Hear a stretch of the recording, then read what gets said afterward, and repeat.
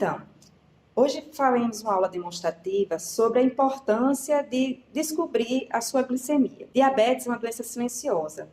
Ela se manifesta geralmente em decorrência de suas complicações.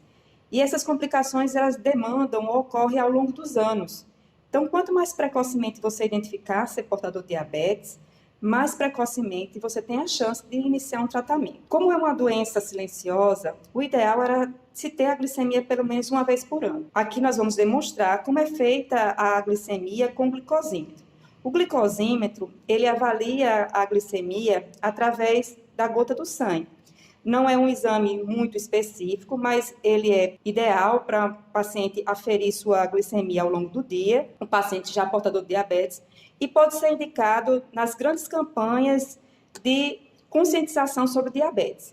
Por quê? Porque ele permite identificar uma população muito grande, onde você faz vários exames, ou seja, a população ela vem ao local para fazer a glicemia com glicosímetro e a partir daí você pode identificar os portadores de diabetes que ainda não foram diagnosticados. O diabetes ele pode ser diagnosticado, que é a forma mais correta, pela glicemia em jejum, pela curva glicêmica e pela hemoglobina glicada. Esses são os três exames que permite o diagnóstico de diabetes. A glicemia no glicosímetro, ela controla e, de certa forma, permite, numa população muito grande, identificar os prováveis portadores de diabetes. Então, para isso, nós vamos utilizar aqui o glicosímetro, fita que vai colocar a gotinha de sangue e um paciente ou um indivíduo que vai ser o voluntário para a realização desse exame. Lembrando que esse resultado ele deve ser correlacionado com a clínica. Se o paciente não tem história clínica, ele não é identificado como diabetes. E também do tempo de alimentação ou o tempo de jejum. Na glicemia em jejum é feita de 8 até 12 horas.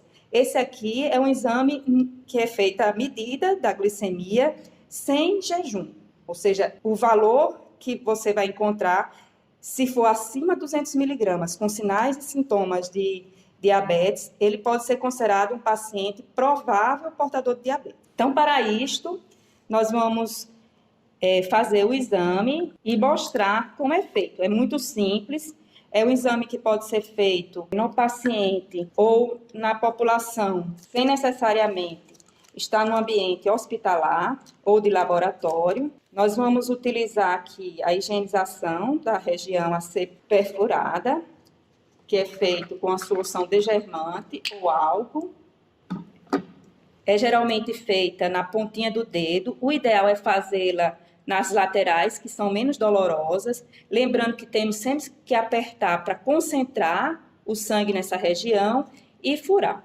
Vou deixar aqui um pouquinho para a gente fazer, então, a preparação do material a ser feito. Então, a gotinha de sangue, ela é obtida com uma perfuração com a lanceta. Então, aqui pode ser feita com agulha ou com esse instrumental aqui, que ele coloca a lanceta, ela vai perfurar e a perfuração é feita automaticamente. Vou deixar aqui prontinho. E agora vamos colocar a fita para medir a glicemia.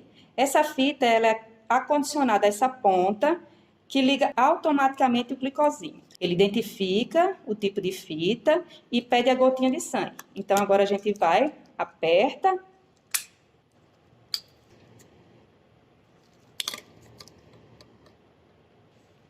E agora vamos ter a medida da glicemia. Olha, a medida da glicemia foi 117 miligramas, ela está acima do valor normal, que é até 99, mas lembramos que essa glicemia, ela não foi feita com o tempo de jejum.